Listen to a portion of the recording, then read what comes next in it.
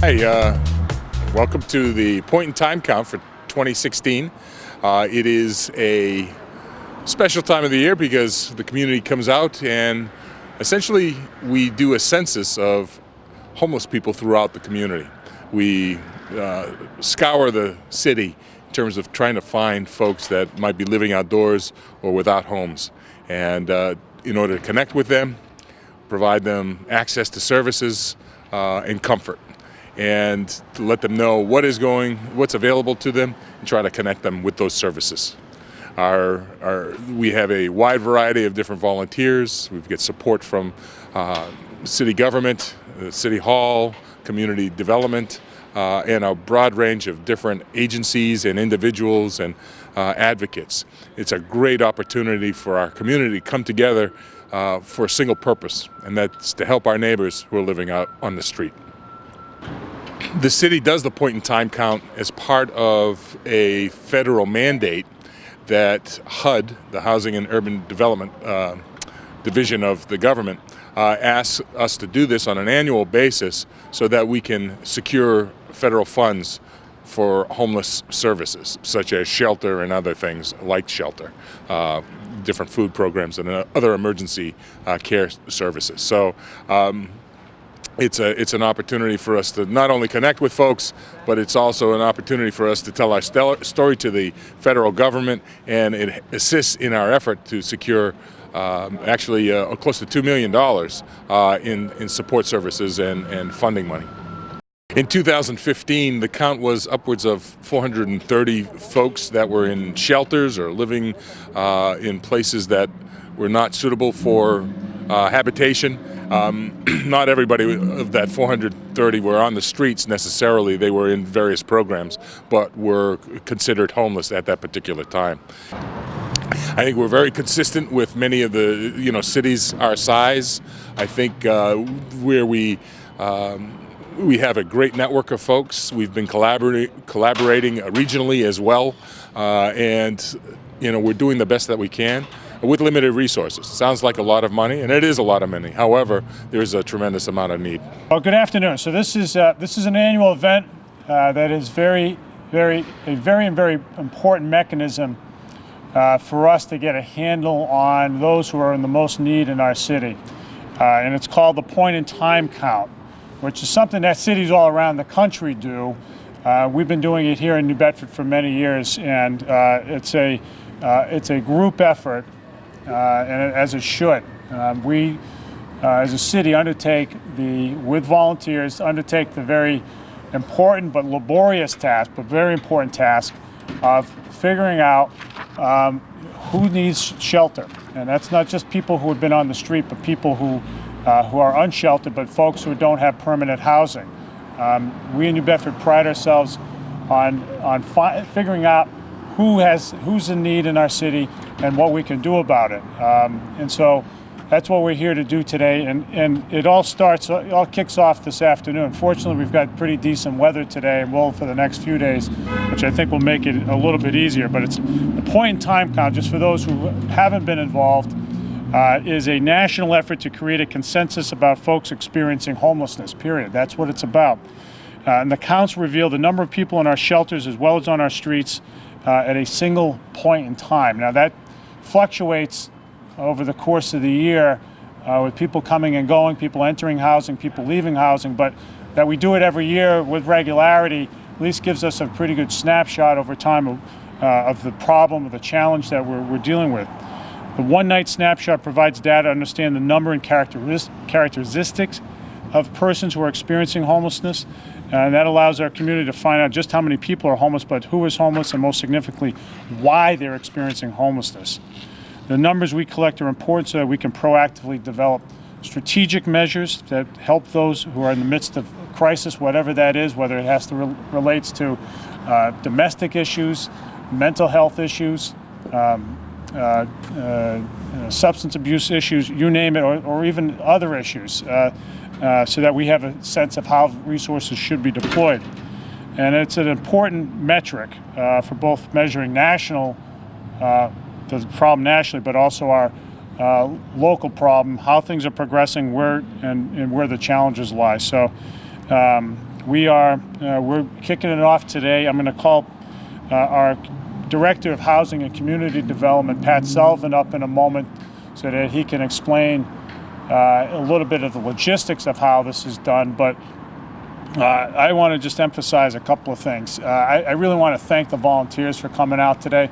There are a lot of people in need in our community, and it's really going to take a group effort to address those, to identify those needs, to assess them, and then to address them through the homeless service provider network that exists here, but through a number of other sets of resources. So we want to make sure that we're doing the best for those who are at a point in their lives where they really need help. So I want to thank everybody for pitching in today. This effort is part of our larger effort around housing people who need shelter.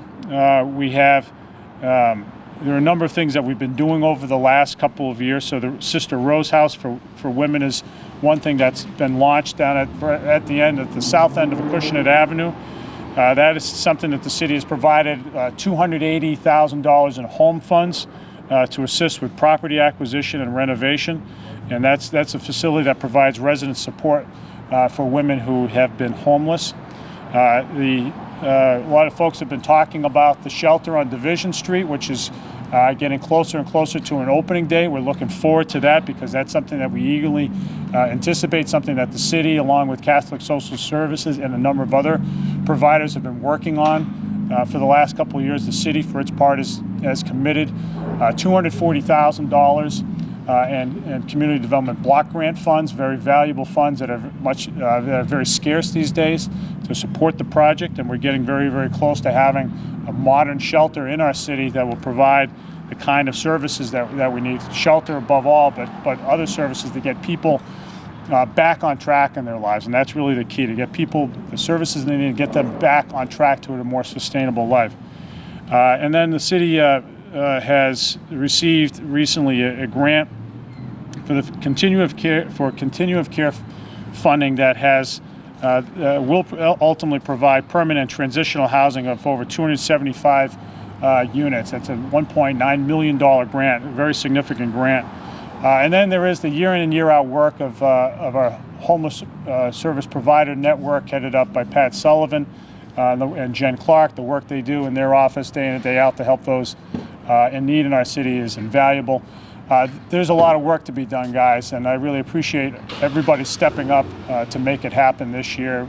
So let's do our best to get as much information as possible. If there's one thing I can ask folks is, let's do the little extra this year just to get a little more information out of people, so that we best get our arms around the problem. We're a city that has limited resources. Unfortunately, we don't have the resources that lots of other communities outside the region have, or even in the region. So we want to make sure that with the best information we can deploy our resources in the most effective way to help people in need. So thank you everybody for coming out today, and I'm going to call Pat Sullivan up to add a word about the provider network as well as the logistics of today's event. Pat. Thank you, Mayor. Mary did a great job of kind of discussing the process and the overview, and I think a lot of folks, a lot of behind the scenes actions go on that, and wanted to acknowledge that. And I saw a few folks from the executive committee of the HSPN here, Kelly Cabral Mosier and Kathy Clark, Reverend David Lemer, and of course Carl Alves, and they all are part of the kind of executive structure of the HSPN, and do a lot of things during the course of the year. And I think every year when we have this internally, we wish we didn't have to do this. It's not a fun exercise. It's something that is a national problem, and it's just unfortunate that we have folks that are homeless. And this is an attempt to really find out the causes and the different populations and subpopulations that are suffering, so that we can design programs in housing and initiatives that hope to eliminate homelessness. So I really want to applaud the efforts. Jennifer Clark in our office has done a great job, and I especially want to thank Joe Meyer. Joe has been the lead from our office, working with Brenda Souza and Wendy Lewis, who are the co-chairs of the Point in Time Committee, and as I said, a lot of behind-the-scenes actions go into assimilating all this data and information. And I want to especially point out Joe's great work in working with the committee once again. And at the conclusion of this, there's a tremendous amount of data that we receive, and we'll put together a very comprehensive report that I think is really critical to really helping us identify all the different needs of the community, and we'll provide that as soon as all the data comes in. And as the mayor stated, it's unsheltered homeless, but it's also folks that are currently living in shelter and the circumstances behind that. So I think the best person to kind of describe the process is Carl Alps from PACA, and PACA has once again this year volunteered to be the command center down at the Coggeshall Street building, and they've done a great job of organizing a tremendous program that begins at 2 o'clock today. So I think Carl would be best person to kind of describe that whole process and let you know a little bit about the volunteerism, which, as the mayor said, has been tremendous. There's been over 40, 50 volunteers that have come forward to help everyone. So, Carl. Sure, I can. It's the amplification. You have to have it. Hello, can you hear me now? We can hear you now. All right, great. Thank you for coming out.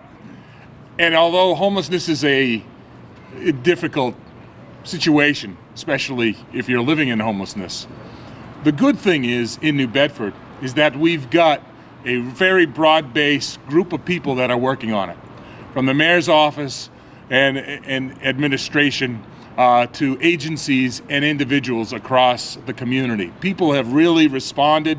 People have come out and made donations and have offered their time, talent, and treasure. And we're very, very grateful for everybody that's participated. Today at 2 o'clock at the Braz Bean Center, which is located at 360 Coggeshall Street, we'll be kicking off our activities. For the next 24 hours, our efforts are going to be to identify and connect with folks that are living in homelessness. And the purpose of that is to connect with them, build relationships with them, find out what it is that they need, and begin the process of getting a better path or an easier path for them to live their lives, as opposed to having to be out on the streets. And it's important that folks at home, folks that are part of our network and outside of our network, kind of connect with us. If you see someone that's struggling, let us know. There are a wide variety of different advocates, and I'm not going to start listing all the different names because there's a lot of folks. But I want to give special kudos to Brenda Souza and Wendy Lewis and the Point in Time Committee, because they put a really good program together. Starts at 2. We got a little tailgate party with hot chocolate out in the parking lot. We've got mobile loaves and fish going to set up at 3 o'clock. We're going to have some lasagna dinner. So everybody's welcome to join us at 360 Coggeshall Street. And then at 9 o'clock, we will be opening the overflow shelter for folks that need to come in outside from the cold. But throughout all of that time, and beginning early in the morning, we will also be dispatching teams, as the mayor said, to do those interviews, to kind of find out what the real deal is out on the street, so that we can reflect that and hopefully secure additional funds in the years to come. Again, the funds are critical.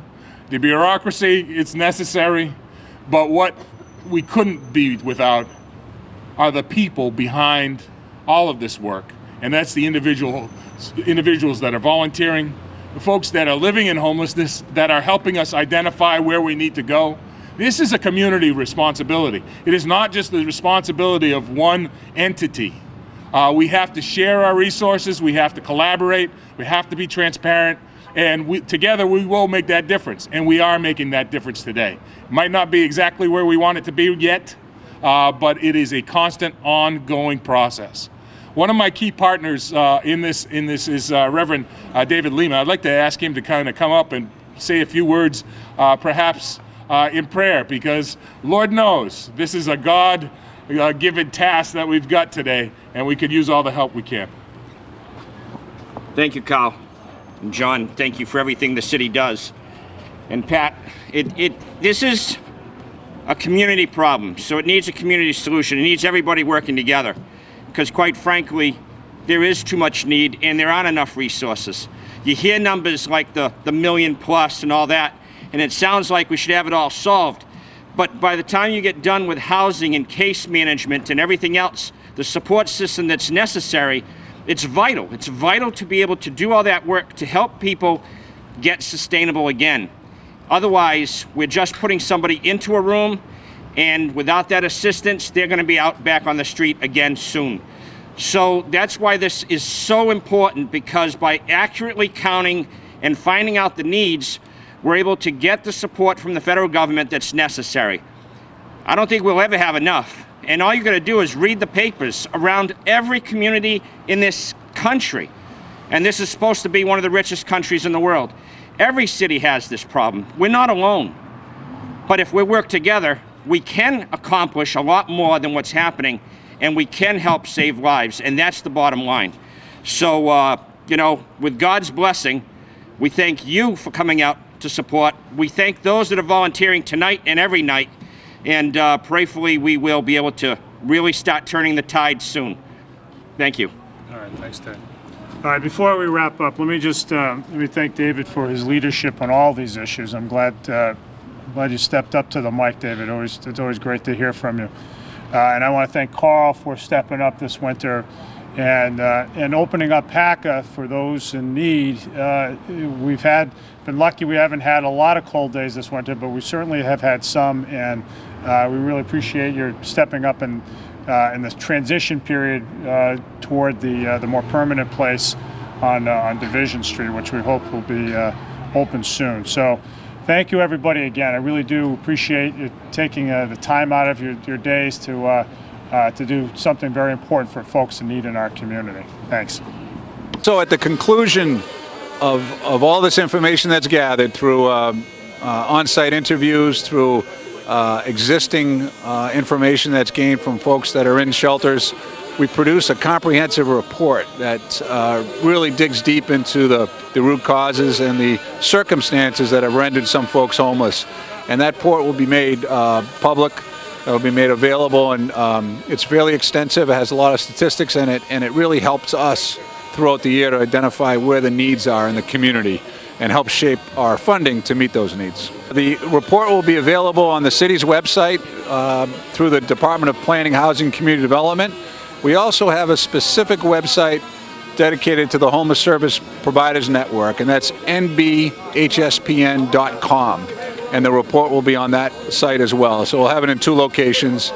It'll also be in our office at 608 Pleasant Street. There'll be hard copies available there as well.